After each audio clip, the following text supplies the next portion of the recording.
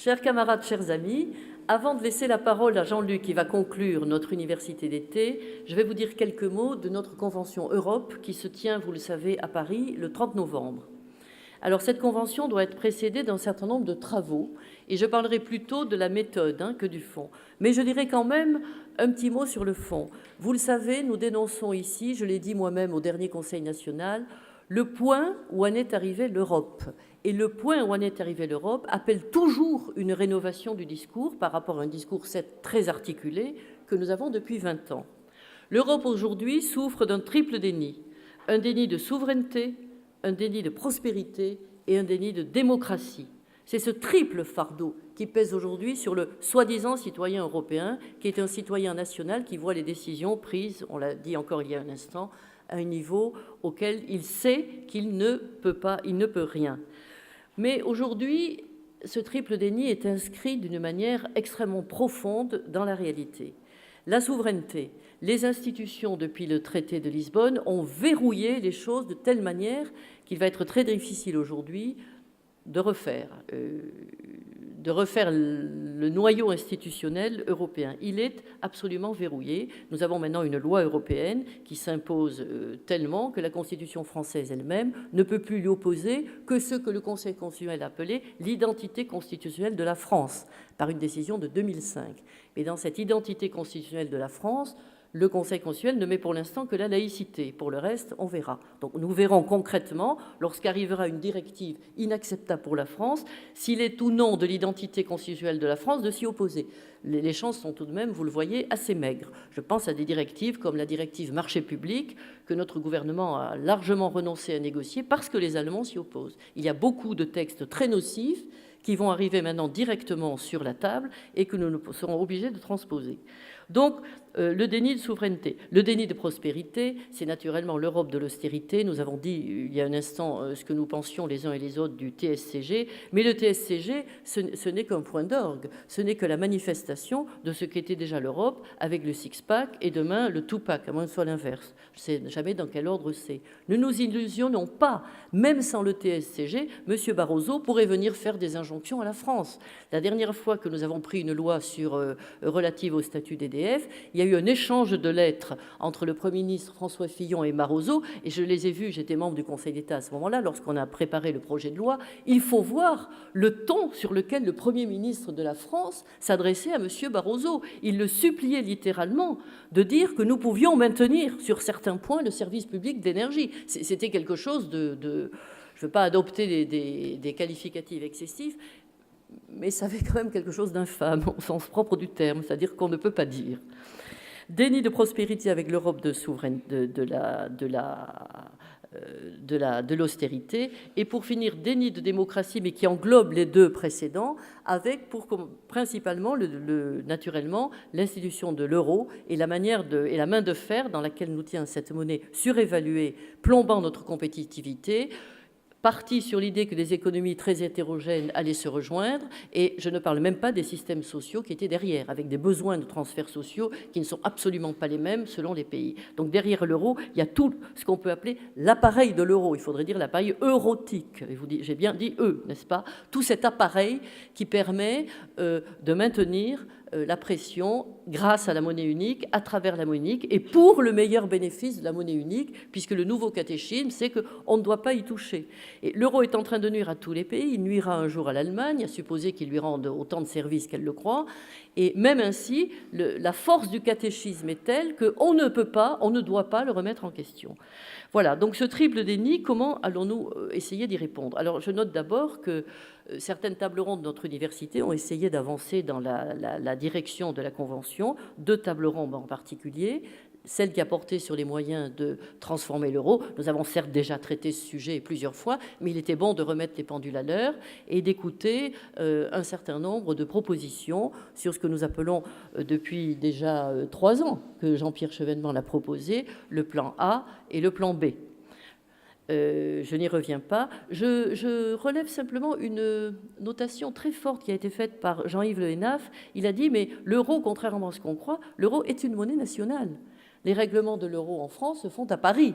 Ils se font à Francfort sans doute, mais enfin en Allemagne, dans le pays allemand. Ce sont des monnaies nationales en réalité, sous le nom d'euro. Et donc, à partir de là, je crois qu'on peut réenclencher une réflexion. Je crois qu'il faut faire une œuvre de pédagogie à partir de cette remarque. Le deuxième atelier, bien sûr, qui a été en lien, c'est celui que nous venons de tenir, qui était redresser la France, parce que le redressement de la France aujourd'hui, fou serait qu'il ne le voit pas, est lié au redressement de l'Europe. L'Europe est la seule zone du monde qui se tire une balle dans les pieds sur le plan de la prospérité. Les États-Unis repartent, et avec quelle force ? Le commerce, le nouveau traité transatlantique va les remettre au centre du jeu, puisque Samy le disait hier, c'est Samy qui le disait, je crois. Derrière le traité transatlantique, il y a le traité transpacifique. Et l'Amérique revient au centre du jeu. Donc le redressement de la France est lié au redressement de l'Europe. Non pas que nous n'ayons pas les moyens de nous redresser tout seuls, ce n'est pas cela. Nous devons trouver ces moyens en nous-mêmes et nous devons les trouver dans la force même de la République. Mais parce que si l'Europe continue à être une zone de non-prospérité absolue, eh bien la France ne pourra pas retrouver un rang suffisant pour parler comme elle le souhaite. Alors, dans cette perspective, qui tient compte donc des avancées négatives, bien sûr, de l'Europe depuis 2005, comment pouvons-nous tenir un discours neuf, un discours qui soit audible auprès de la population française, auprès de nos concitoyens, qui est de plus en plus désabusé sur l'Europe ? Nous proposons de mener 3 types d'actions. La première action, une de ces actions serait un colloque que nous tiendrions à Paris et que Samy, je le remercie très vivement, a accepté d'organiser. C'est l'Europe dans le monde. Qu'est-ce que l'Europe peut être dans le monde de demain ? Ça, c'est un point absolument essentiel. Ce n'est pas une question seulement de puissance, c'est une question d'identité. Comment, dans un monde qui se multilateralise de plus en plus, l'Europe peut-elle avoir des partenariats avec le Sud ? C'est absolument essentiel. On le voit aussi aujourd'hui dans l'état de déliquescence où est le Moyen-Orient, mais le Maghreb n'est pas toujours en si bonne position. Donc un partenariat avec le Sud, un partenariat avec la Russie, bien entendu, qui est un partenaire essentiel, trop négligé, malgré le travail fait par Jean-Pierre Chevènement, qui, vous le savez, est le nom, c'est le représentant spécial pour les relations France-Russie. Mais il faut que tout cela débouche sur une meilleure prise de conscience de l'importance de ce partenaire. Et puis, n'oublions pas l'Amérique latine et n'oublions pas l'Afrique, qui sont aussi des zones auxquelles nous avons quelque chose à dire. N'oublions pas l'Asie, bien que quand on parle à des Asiatiques, à des dirigeants asiatiques, ils pensent Europe, hein, ils discutent avec l'Europe. Peut-être y a-t-il un moyen ici quand même de leur faire comprendre que l'Europe à laquelle ils s'adressent n'est pas toujours l'Europe la plus légitime. Je pense à celle de la Commission. Donc une première manifestation qui doit être une manifestation de qualité dans laquelle nous ferons venir des penseurs ou des politiques étrangers et qui se tiendrait à Paris plutôt début novembre. Tu es d'accord, Samy ? Le deuxième mode d'action que nous mettrons en place, c'est une série d'interventions dans nos régions auprès de nos secrétaires fédéraux et régionaux. Et il leur appartient, nous l'avons déjà dit en Conseil national, de lancer des débats. Ils peuvent inviter des secrétaires nationaux, ils l'ont déjà fait. J'étais moi-même invitée dans 2 régions où je me rendrai. Vous inviterez, je pense, aussi d'autres secrétaires nationaux, bien entendu. Et à partir de là, nous pouvons, à travers la presse locale, faire mieux entendre notre voix et faire comprendre que notre voix repose sur une critique radicale, pour reprendre un mot qui a été adopté tout à l'heure de l'Europe, mais c'est aussi une voix constructive. Nous voulons construire quelque chose, nous voulons reconstruire l'Europe. S'il faut défaire certaines choses pour reconstruire l'Europe, nous irons dans cette voie, nous ferons des propositions dans cette voie. Mais nous avons une approche constructive. Et les dernières choses que nous pouvons faire, c'est, on ne l'a pas encore fait dans notre parti, je pense que c'est intéressant, c'est ce que j'avais proposé au secrétaire national qui l'a accepté, puis j'en ai dit un mot au Conseil national. Nous allons faire un atelier de réécriture du traité européen. Certains militants se sont livrés à cet exercice, c'est faisable. On peut réécrire le traité européen pour définir le rôle de la Commission, définir le rôle du Parlement, définir le rôle du Conseil, définir les compétences qui sont transférées et quel est le cercle, le cercle dans lequel elles sont transférées. Aujourd'hui, vous avez, je cite toujours cet exemple, vous avez des compétences incroyables qui sont dévolues à la Commission par le biais de la transversalité.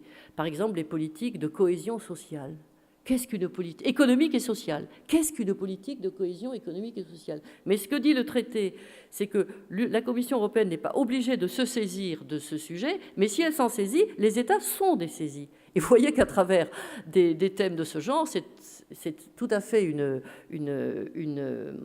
un empiètement, et mieux que ça, un dépaissement transversal des compétences nationales. Ce sont quand même des questions sérieuses. Tout cela peut s'écrire. Une fois que c'est écrit, ça ne veut pas dire que c'est négocié, mais nous avons quand même des contre-propositions qui peuvent formaliser la manière dont nous voyons que les institutions européennes avancent. Et bien sûr, dans cette réécriture du traité, ça sera l'occasion, enfin, d'inscrire ce que le plan A ou le plan B, ou les deux plans dans deux options différentes, quant au retour vers une monnaie commune avec une garantie internationale qui serait apportée par l'euro proprement dit. Voilà les 3 propositions de notre convention. Donc le colloque L'Europe dans le monde, retenez la date, enfin c'est pas une date, mais retenez la période début novembre, les réunions des différentes unions régionales et fédérations, et je vous supplie de bien toujours mettre en scène la chose avec la presse régionale, qui est très lue dans notre pays, ça c'est au fil du temps jusqu'au 30 novembre, et la écriture de l'atelier, nous allons la fixer très bientôt, et nous présenterons le résultat vers ce nouveau traité européen à la Convention elle-même le 30 novembre. Voilà, je vous remercie beaucoup.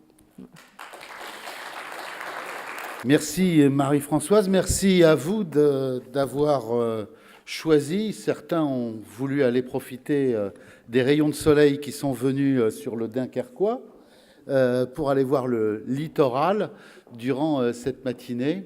Merci à vous d'être restés pour cette matinée qui a été très riche aussi et très féconde du point de vue des débats. Il me revient l'honneur de conclure notre université d'été et de tracer par là même programme de travail, d'action du MRC pour l'année à venir. Je souhaite d'abord remercier à nouveau, mais il faut le faire, les militants du Nord conduits par Claude Nicolet qui ont organisé avec application ces 2 très belles journées de débat et d'échange. Merci tout particulier à David Bayeul, dont je ne rappellerai pas que c'était l'anniversaire il y a 2 jours, maire de Coudekerque-Branche, qui nous a amicalement accueillis. Il fallait que je le fasse aussi, David.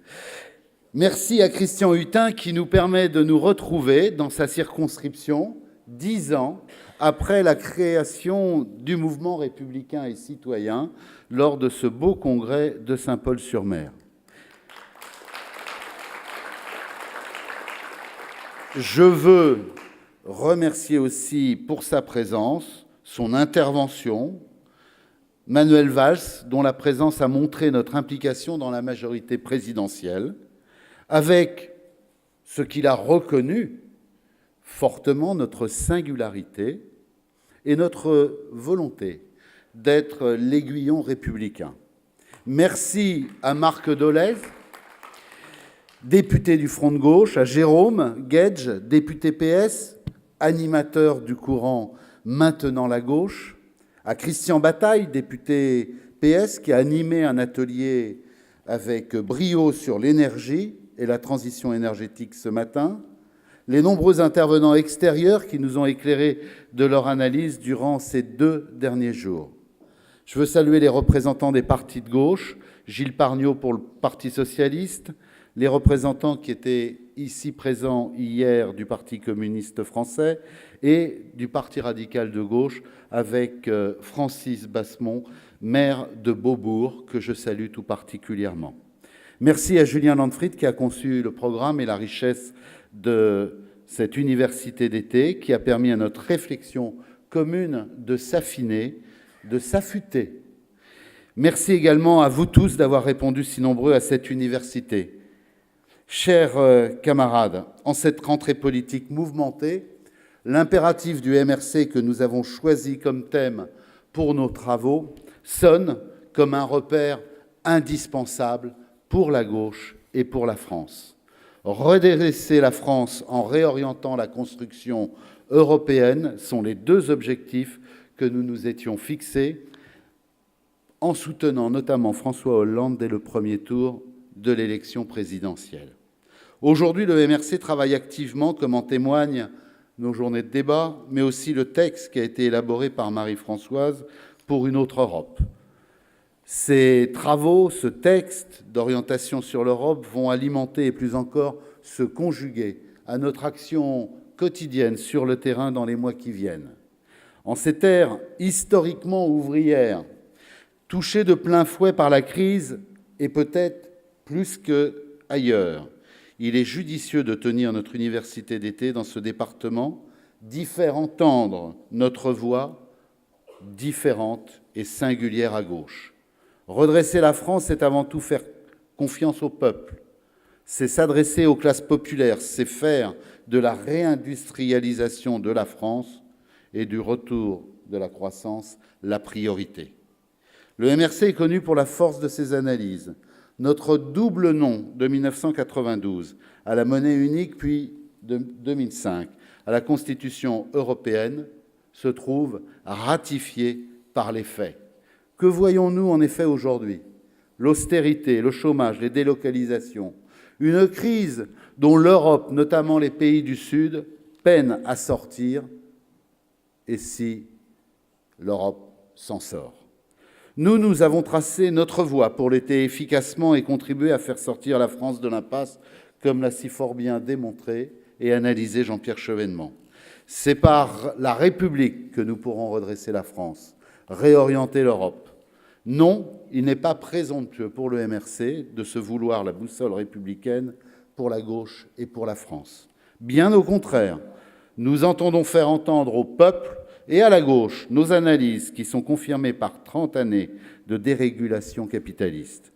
Non, il n'est pas archaïque de dire que l'Union européenne ne peut plus fonctionner comme elle le fait aujourd'hui. La Commission européenne ne peut continuer à condamner les peuples d'Europe à l'austérité perpétuelle. Redresser la France suppose donc de redresser la construction européenne, de la réorienter. C'est donc à nous, armés de nos convictions solides, d'être actifs dans le débat public. Le redressement de la France a été notre fil conducteur pendant 1 an dans la majorité. Et si nous avons choisi cet axe stratégique, c'est qu'il s'agit de l'avenir de la France tout simplement dont il est question, de sa pérennité pour l'avenir, pour demain, pour nous, pour les générations futures, de la France que nous laisserons à nos enfants. Derrière les mots « plans sociaux », ce sont des emplois qu'on sacrifie, ne l'oublions pas, des familles qui sont touchées par le chômage, par la peur du lendemain. Les pouvoirs publics, l'État qui doit faire retour, ont le devoir d'agir. Là réside notre ambition, affirmer l'impératif de sauvegarde de nos emplois et de nos bassins industriels, là où la finance égoïste ne voit pas plus loin que son chiffre d'affaires trimestriel. Nous avons soutenu la démarche de Louis Gallois, son rapport et l'action qu'il mène comme commissaire général à l'industrie, à l'investissement. Son rapport a jeté les bases du Pacte national pour la croissance, la compétitivité et l'emploi. C'est un moment clé, inaugural, chers camarades, de ce quinquennat. C'est le moment où la gauche au pouvoir dit que le redressement productif n'est pas qu'un simple slogan, n'est pas qu'une incantation. Et jeudi dernier, vous avez peut-être vu, comme moi, le président de la République avec un robot, le robot Nao dans ses bras. Je vais exceptionnellement vous parler de moi. Voici quelques temps, il y a 3 ans exactement, j'étais à l'exposition universelle de Shanghai et j'ai dansé avec ce robot fabriqué par la société Alderaban. Je suis content de voir que le président de la République m'ait rejoint, car dans ces moments-là, malgré les avanies, malgré les difficultés, c'est là qu'on voit qu'Hollande était le bon choix pour la réindustrialisation et qu'il faut pousser le mouvement, j'oserais dire, l'accompagner et l'encourager à continuer dans cette direction avec constance, continuité et volontarisme. Nous croyons en ce redressement productif qui prend forme à travers des propositions concrètes, comme les 34 plans d'action qui viennent d'être annoncés, auxquels les républicains que nous sommes sont fortement attachés. C'est avec ambition et lucidité sur ces défauts que nous avons voté, par exemple, Marie-Françoise et Christian, on en parlait cette semaine, le crédit d'impôt pour la compétitivité et l'emploi. Il permettra à court terme une relance non négligeable pour les entreprises. Le gouvernement a fait le choix du redressement industriel pour la France. Il sait qu'il peut compter sur le MRC dans cette voie. Banque publique d'investissement, création de filières d'avenir, relocalisation d'activités. Les avancées sont nombreuses et doivent être saluées et soulignées. Ces choix, chers camarades, tranchent avec la doctrine passée du Parti socialiste qui fondait son projet sur le développement essentiel des aides à la personne et le tourisme. C'était court, c'était oublier l'industrie. Voilà pourquoi nous soutiendrons une politique industrielle concrète. Notre ambition est de mettre en acte le terme de redressement. La France doit être gouvernée par l'exigence républicaine et le service de l'intérêt national. Là-dessus, vous le savez, nous sommes intransigeants. L'emploi est en effet la question prioritaire. Le redressement de la France ne pourra se faire sans la pleine participation des salariés. Nous avons participé aux discussions parlementaires. Je le dis à Jérôme, il le sait, à Claude, à Marc, aux discussions parlementaires sur le projet de loi de sécurisation de l'emploi. Nous l'avons voté, dans la mesure où nous pensons que, dans le contexte dans lequel nous sommes, cela marque une avancée non négligeable dans le domaine du dialogue. Les salariés des entreprises de plus de 5000 personnes seront enfin représentés dans les conseils d'administration et l'homologation par l'État des plans de sauvegarde de l'emploi participe de l'indispensable triptyque État, industrie, emploi. Celui-ci constitue un fondement solide sur lequel on peut s'appuyer pour construire une politique industrielle volontariste où l'État doit reprendre la main et jouer un rôle essentiel. D'autres sujets sont encore à aborder, évidemment. La formation professionnelle, celle des chômeurs, l'amélioration des conditions de travail, la réforme des retraites, qui doit être améliorée sur la pénibilité, la situation des femmes et des petites retraites. Nous nous exprimerons, Christian Hutin l'a souligné tout à l'heure, dans ce sens au Parlement pour assurer la justice et la confiance dans notre système de retraite qui doit être préservé. Chers camarades, on ne peut penser le redressement de la France sans l'inscrire, vous le savez bien, dans une échelle plus large qui est celle de l'Union européenne. L'Europe, un sujet que nous connaissons bien au MRC et sur lequel nous devons faire entendre nos propositions plus que jamais en cette année qui s'approche, celle de 2014. Au Parlement, nous nous sommes battus contre le TSCG avec vigueur. Notre non est une opposition positive car alimentée par la réflexion que nous avons menée ces 20 dernières années. Nous ne sommes pas des Prométhées en puissance qui prétendent détenir la lumière et l'apporter à des partis politiques qui seraient aveugles.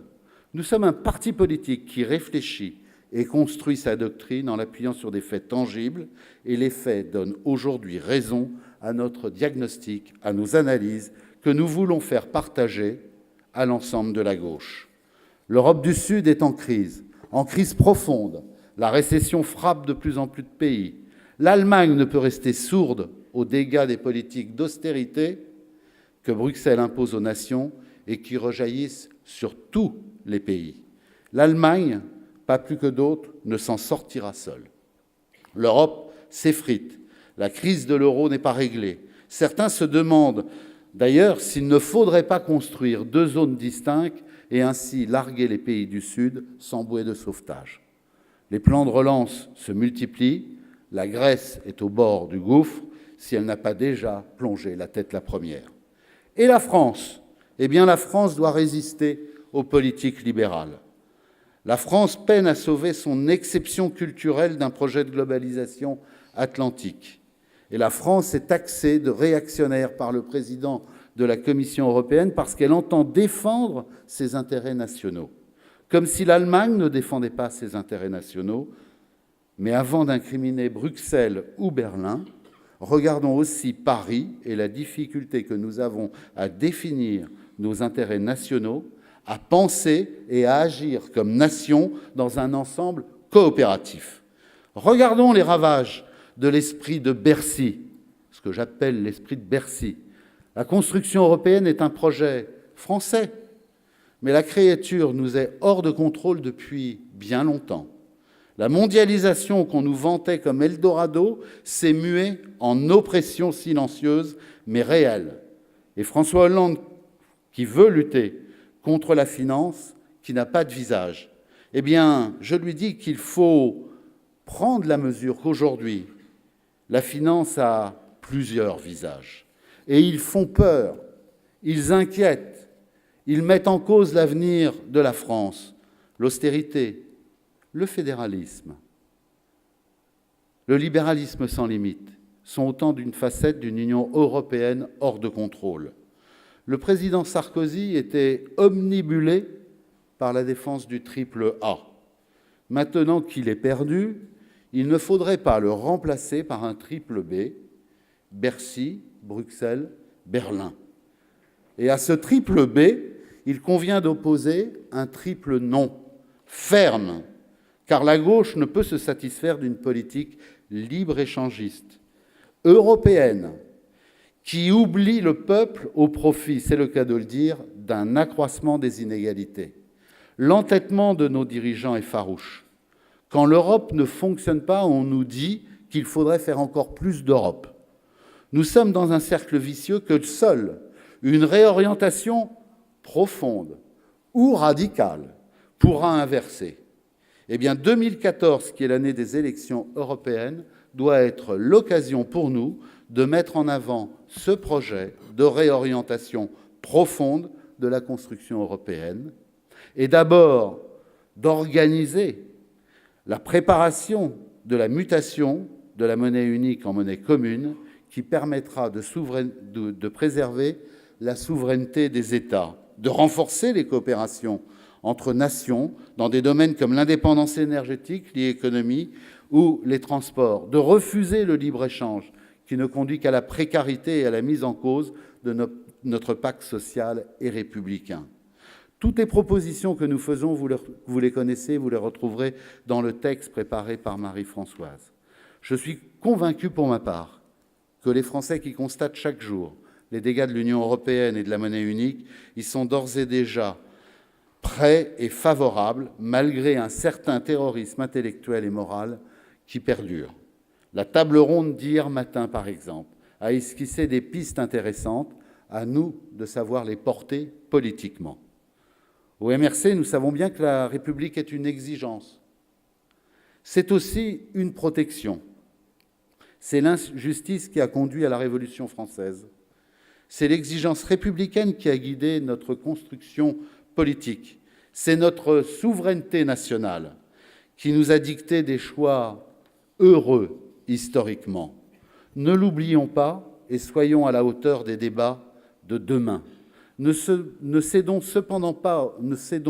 pas cependant au repli farouche. Les nations d'Europe ont intérêt à bâtir une Europe des peuples qui coopèrent et pas une Europe des marchés. Je ne me lancerai pas dans une éloge des frontières que Régis Debray a très bien fait, mais je dirais que se protéger, c'est pouvoir également et surtout s'ouvrir. Pour cela, la France doit faire entendre sa voix de puissance mondiale et faire respecter le droit des peuples à disposer d'eux-mêmes. C'est notre responsabilité de membre permanent du Conseil de sécurité de l'ONU. On ne peut donc accepter, chers camarades, que notre politique diplomatique se règle selon le bon vouloir des États-Unis et éventuellement de son Congrès. Le MRC a été clair quant à la question de l'intervention en Syrie. Il est hors de question pour nous de sortir du cadre légal international. Sur la Syrie, comme vous, je suis triste de voir, de constater et d'entendre hier soir, fort tard encore, l'isolement de la France. Ce n'est pas l'ingérence qui doit guider la politique de la France, c'est le droit international. Et seulement.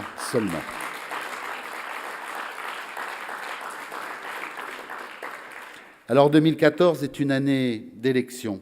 Elles auront valeur de test pour la majorité gouvernementale.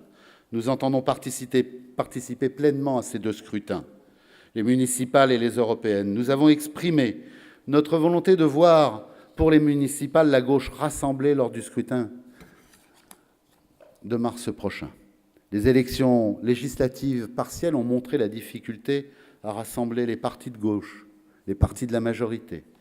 Les écologistes se distancient du PS avec fracas et Jean-Luc Mélenchon préfère pérorer dans son coin. Le MRC est favorable à des listes d'union et entend mettre en avant ses candidats partout où il le pourra. Avec notre association d'élus, l'ARECA, animée par Jean-Marc Nicole et Béatrice Desmartins, nous nous y employons. Nous voulons agir pour voir la majorité présidentielle et la gauche, dans sa diversité, gagner et réussir. Mais nous n'hésiterons pas, cependant, à faire valoir nos positions. Je pense tout particulièrement à Belfort et ici à Coudekerque-Branche. La diversité de la gauche doit être respectée par toute la gauche et je le dis à nos amis socialistes ici présents, par le Parti socialiste compris. Je le rappelle devant vous, ce que nous avons eu l'occasion de souligner et de dire avec Bastien Faudeau, le rassemblement de tous suppose la considération de chacun. Quant aux européennes, nous sommes entrés dans une phase de préparation active. Les 8 coordinateurs régionaux ont été désignés pour préparer ces échéances. Nous lançons aujourd'hui des réunions publiques qui vont préparer, Marie-Françoise l'a souligné, notre convention nationale, qui sera notre prochain grand rendez-vous, qui vous mobilisera le 30 novembre prochain à Paris. Pour les réunions publiques, je serai moi-même à Bordeaux le 3 octobre et d'autres rendez-vous sont prévus avec des réunions animées par des membres de la direction nationale à Montbéliard, à Lille, à Marseille, à Toulouse, à Troyes, à Lyon, à Clermont-Ferrand, à Nantes. Je ne cite que les premières réunions qui ont été montées et préparées. Dans chaque circonscription européenne, nous souhaitons ouvrir le débat sur l'Europe avec nos concitoyens, avec le texte que nous avons adopté à notre Conseil national, qui a été préparé par Marie-Françoise Bechtel et qui constitue un véritable projet pour une autre Europe, cette autre Europe dont nous avons besoin pour donner sens à l'avenir de la France et permettre le redressement effectif de notre industrie, de nos emplois et nous tourner avec espoir vers l'avenir. Nous serons donc présents dans cette élection. Les enjeux sont importants. Nous participerons à cette campagne. Les idées seront portées et représentées par nos candidats. Je sais que je peux compter sur chacun d'entre vous pour s'impliquer partout et pleinement. Porter une réorientation de la construction européenne est une exigence. Nous devons montrer qu'un autre chemin est possible, qu'une politique alternative, que nous avons encore précisée durant ces 2 jours, existe, afin de sortir des politiques d'austérité qu'on cherche à nous imposer, à remettre l'Union européenne à sa place, à traiter les erreurs de conception de la monnaie unique, à agir pour la souveraineté de la France. Chers camarades, tous les partis politiques pensent aux élections. C'est dans leur nature. Leur mission consiste à sélectionner des candidats pour porter naturellement leur projet. Encore faut-il avoir un projet. Le nôtre a une petite particularité. Il pense beaucoup à la France. Il n'est pas le seul, et nous ne prétendons pas au monopole, mais nous pensons toujours à la France, à son devenir, car nous sommes des patriotes conséquents, des patriotes républicains. Or, la France va mal. Peut-elle sortir doucement de la récession économique, celle imposée par le triple B? Mais pour ce qui est de la dépression politique, nous ne sommes pas tirés d'affaire. Nous en parlions hier, il faut sortir de cette dépression. Et pour cela, redresser la France par la voie républicaine, comme vient de le montrer le débat de la table ronde avec Marc Dolé, Jean-Pierre Chevènement et Jérôme Guez. Que voit-on? Les inégalités économiques qui se doublent d'une peur du lendemain. Les classes populaires qui se tournent vers l'extrême droite. Nous devons les écouter, ces couches populaires, et bâtir une réponse républicaine, une réponse crédible, car la République n'est ni un verbalisme, ni une gesticulation. Depuis 30 ans, La dépression nationale a un nom, une marque, Le Pen. Et aujourd'hui, Le Pen, fille et nièce. Oui, 2014 sera une année électorale et 2014 sera très probablement l'année du défi lancé par le Front National à la République. Ne pas affronter la question du Front National serait une double faute. D'une part parce que Marine Le Pen attire des électeurs, nous le savons bien, qui se sentent éloignés des préoccupations politiques, et d'autre part parce que nous refuserions de voir une réalité en face. Quand il est midi, il est midi. On ne peut pas dire qu'il est 11 h ou 8 h du matin.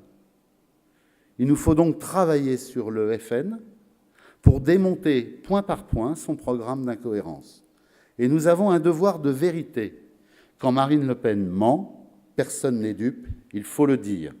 La préférence nationale, la fin du droit du sol, la sortie sans diagnostic de l'Union européenne sont autant de propositions que nous devons combattre avec force parce qu'elles s'opposent à la citoyenneté et à notre vision républicaine de la France. Derrière l'habileté des discours, derrière les masques, il ne faut jamais oublier à qui on a affaire, à une force politique d'extrême droite dont le Panthéon compte peu de démocrates et qui nourrit une culture radicale de l'inégalité et, j'ajouterais, de rejet de l'autre. L'ancien Front National a longtemps eu un programme ultralibéral. Il l'est d'ailleurs, encore. Il avait été écrit comme une blague par un certain Gérard Longuet. Le nouveau Front National a travaillé un peu, pillé beaucoup, mais le nouveau Front National n'a en rien muté. Pour lutter contre le Front National, il faut commencer par ne pas laisser Marine Le Pen kidnapper verbalement la nation, la laïcité, voire la République et la citoyenneté. Pour lutter contre le Front National, il faut assécher le terreau de la crise sur lequel prospère l'extrême droite et il faut donner de l'espoir, montrer que la France n'est pas finie, qu'elle a un avenir. Redresser la France suppose donc aussi de faire retour à la République. N'ayons pas peur d'affirmer notre attachement à ces principes. N'ayons pas peur, chers camarades, de dire que nous n'acceptons pas un découpage de la citoyenneté. Notre position est cohérente. La République partout et à chaque instant. La République pour tous, avec sa rectitude faite de droits et de devoirs. Il est vrai que le cap est difficile à tenir. Voyez François Fillon, qui perd le Nord et joue avec le feu en ouvrant la possibilité pour des électeurs de l'UMP de voter pour le Front National. N'est-ce pas lamentable? Évidemment, oui. C'est choquant. Et c'est incroyable pour celui qui a inscrit sa filiation derrière Philippe Séguin et dans le gaullisme. Comment faire aussi quand les plus riches décident de fuir la patrie pour ne pas contribuer à l'effort de redistribution, à l'effort national? Quand les communautarismes s'affirment, quand les haines d'extrême droite sont exacerbées. Notre réponse, c'est la République et la citoyenneté. Loin d'être une formule vide, elle est au contraire ce qui donne sens à l'individu, qui le sort de son quant à soi, par ses exigences, par son autorité. Elle est un repère crucial en ces temps d'incertitude. Le MRC est une voix unique à gauche, notre discours est solide, il est temps d'affirmer haut et fort les principes républicains et de les affirmer plus que jamais. Je me permets d'ajouter en ce dimanche, et en violation peut-être flagrante avec la laïcité, qu'il faut affirmer nos principes républicains et notre projet Urbi et Orbi. C'est une tâche difficile que nous nous sommes fixée. Le chemin est long, mais notre volonté est à toute épreuve. Il en va de l'avenir de la France. Je suis convaincu que nous tous ici sommes déjà engagés pour faire réussir la France, notre nation, demain. Mes chers camarades, nous pouvons être fiers de ce que nous avons accompli au sein de la majorité depuis un an, mais que de travail nous reste-t-il à faire? Et toujours en utilisant cette liberté d'expression, de vote et le conseil donné par Jean-Pierre Chevènement, les yeux grands ouverts. Plus que jamais, le MRC a besoin de chacune et de chacun d'entre vous pour s'affirmer, pour peser, pour faire entendre ses analyses, porter son projet et ses propositions. 2014 est une année importante, une année cruciale, et cette année encore, cette université d'été, qui est une réussite et augure d'un futur militant pour le MRC, est prometteuse. Prometteuse parce que le MRC fait la démonstration de son utilité à la gauche et surtout à la France. Et chers camarades, pour conclure, oui, nous pouvons affirmer et dire « Vive la République, vive la France ».